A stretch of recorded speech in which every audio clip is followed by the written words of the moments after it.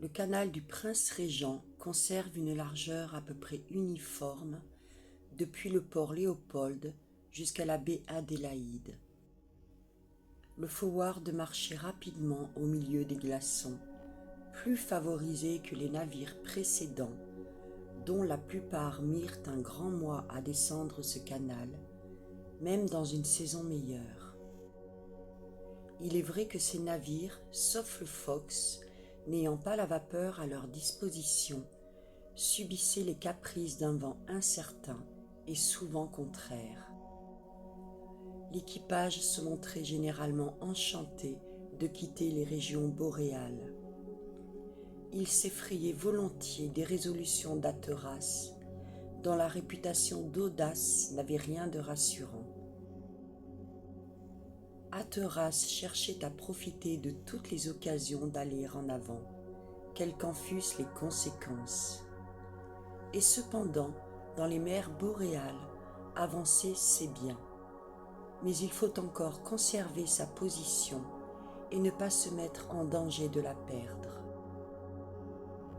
Le forward filait à toute vapeur. Sa fumée noire allait se contourner en spirale sur les pointes éclatantes des icebergs. Le temps variait sans cesse, passant d'un froid sec à des brouillards de neige avec une extrême rapidité. Le brick, d'un faible tirant d'eau, rangeait de près la côte de l'ouest.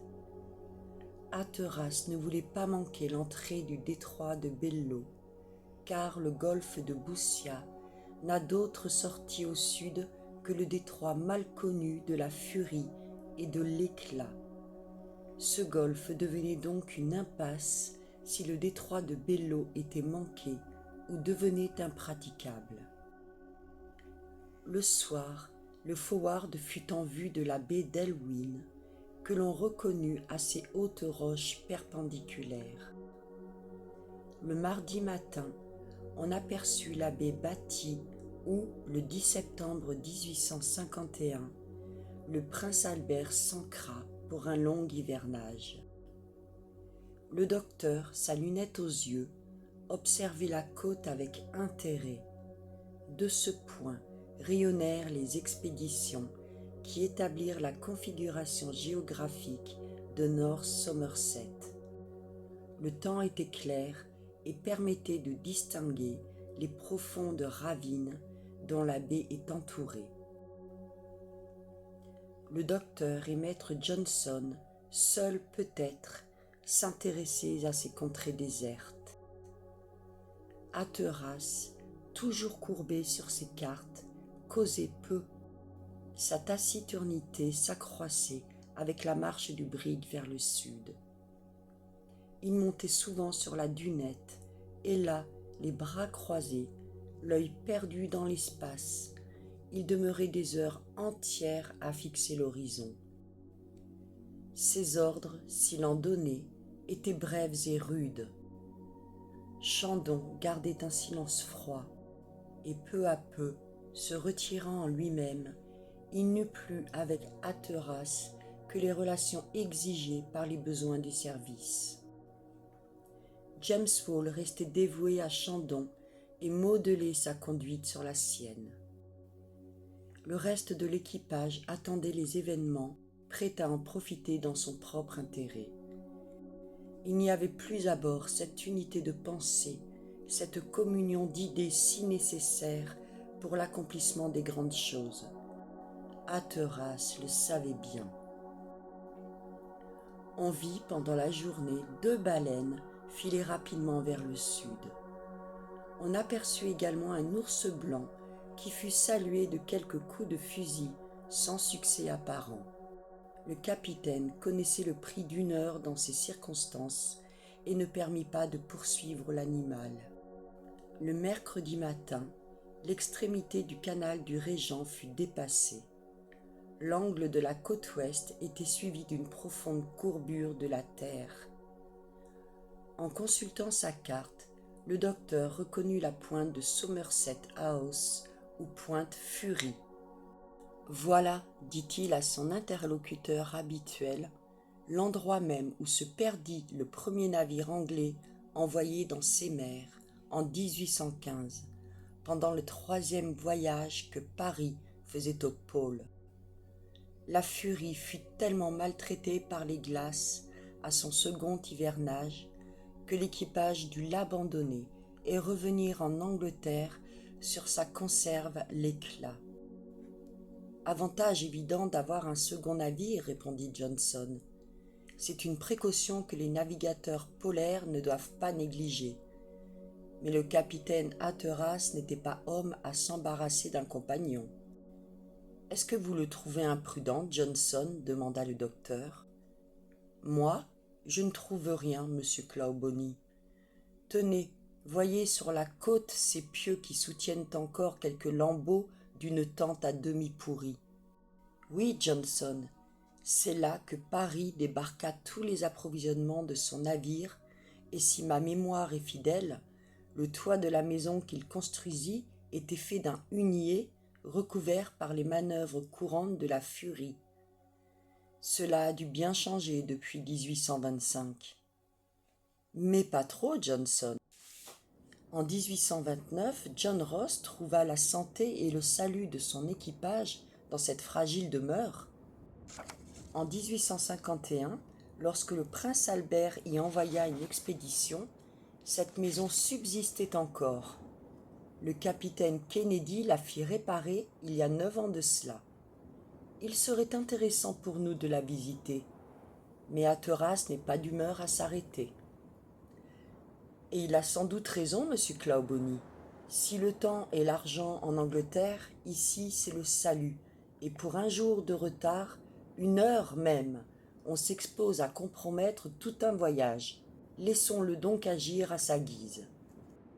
Pendant la journée du jeudi 1er juin, la baie qui porte le nom de baie Croswell fut coupée diagonalement par le Forward.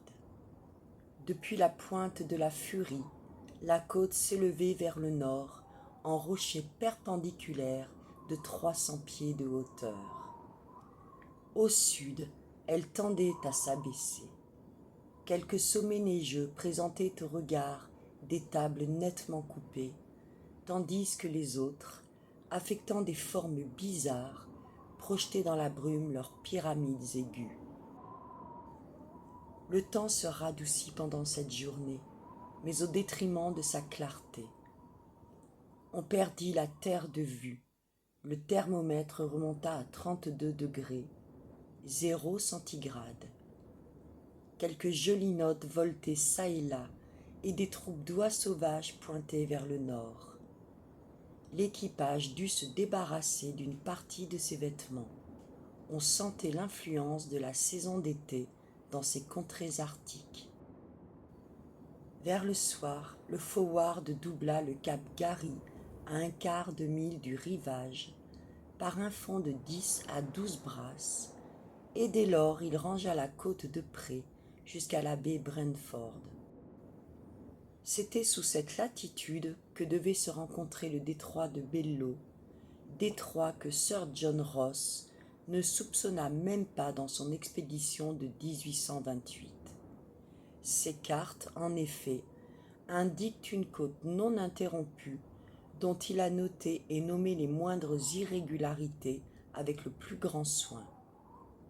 Il faut donc admettre qu'à l'époque de son exploration, l'entrée du détroit, complètement fermée par les glaces, ne pouvait en aucune façon se distinguer de la terre elle-même.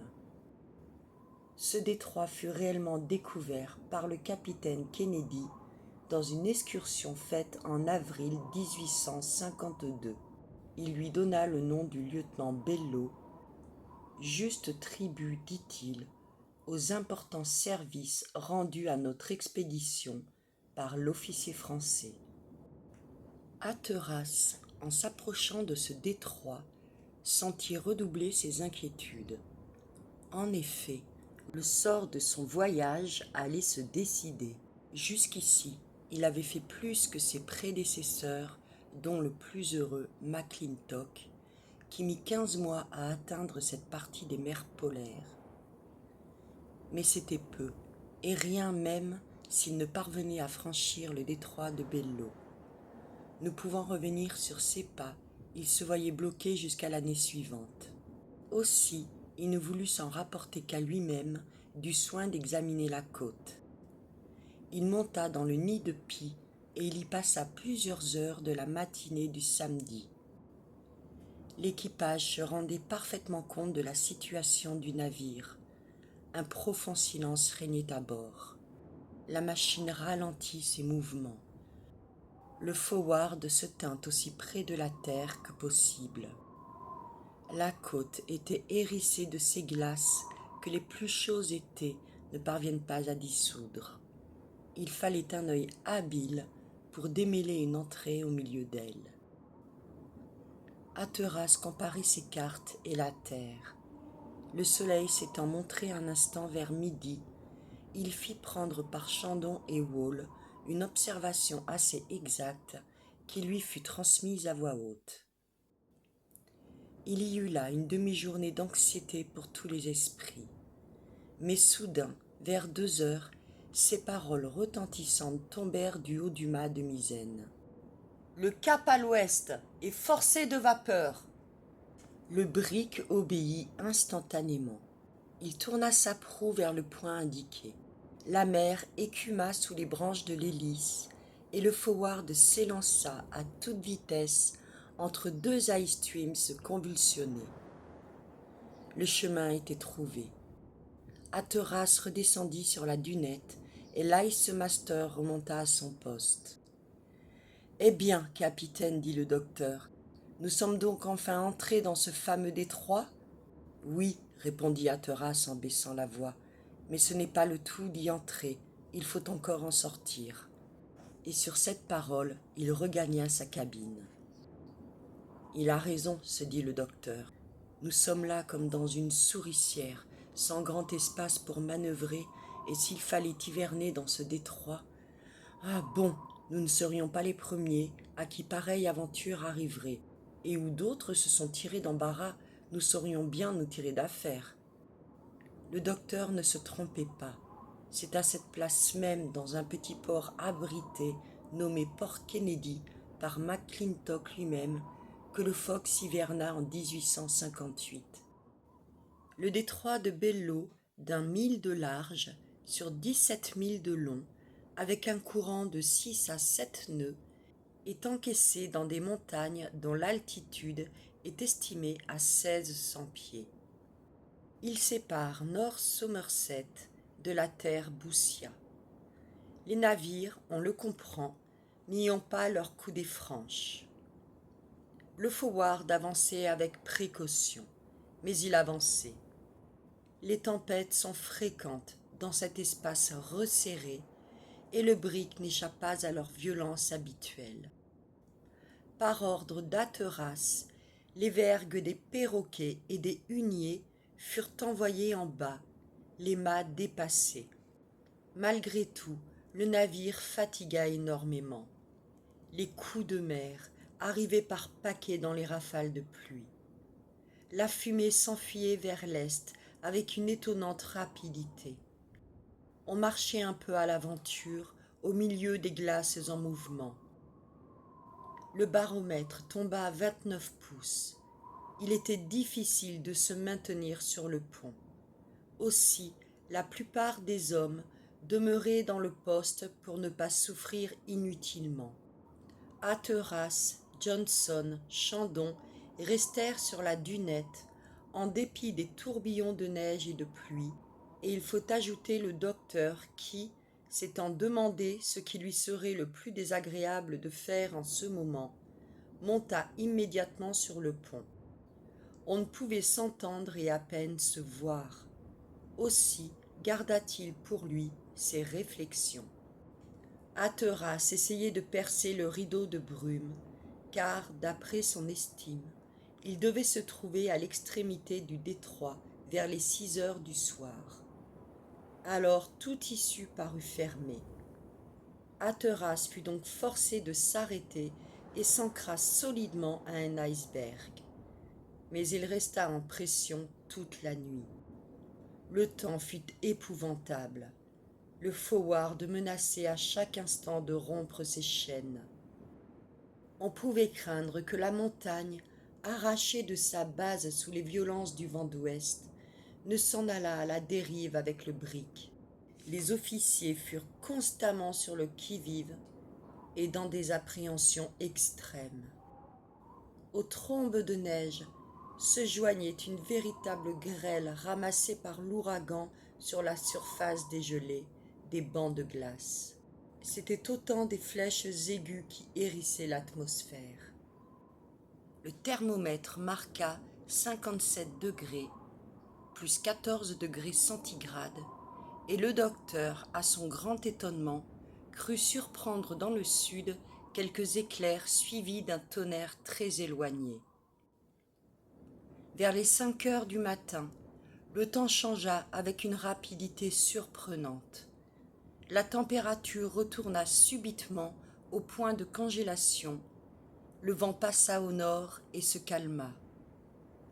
On pouvait apercevoir l'ouverture occidentale du détroit, mais entièrement obstruée. Hatteras promenait un regard avide sur la côte, se demandant si le passage existait réellement. Cependant, le brick appareilla et se glissa lentement entre les ice streams, tandis que les glaces s'écrasaient avec bruit sur son bordage. Les packs, à cette époque, mesuraient encore 6 à 7 pieds d'épaisseur.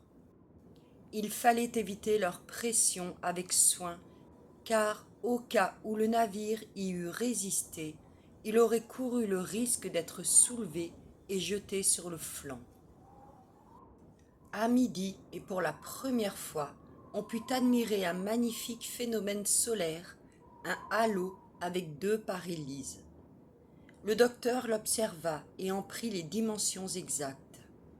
L'arc extérieur n'était visible que sur une étendue de 30 degrés de chaque côté du diamètre horizontal. Les 2 images du soleil se distinguaient remarquablement. Les couleurs aperçues dans les arcs lumineux étaient du dedans au dehors. Le rouge, le jaune, le vert, un bleuâtre très faible, enfin de la lumière blanche, sans limite extérieure assignable. Le docteur se souvint de l'ingénieuse théorie de Thomas Young sur ces météores. Ce physicien suppose que certains nuages, composés de prismes de glace, sont suspendus dans l'atmosphère. Les rayons du soleil qui tombent sur les prismes sont décomposés sous des angles de 60 et 90 degrés. Les halos ne peuvent donc se former par des ciels sereins. Le docteur trouvait cette explication fort ingénieuse. Les marins habitués aux mers boréales considèrent généralement ce phénomène comme précurseur d'une neige abondante. Si cette observation se réalisait, la situation du forward devenait fort difficile. Hatteras résolut donc de se porter en avant. Pendant le reste de cette journée et pendant la nuit suivante, il ne prit pas un instant de repos, lorgnant l'horizon, s'élançant dans les enfléchures, ne perdant pas une occasion de se rapprocher de l'issue du détroit.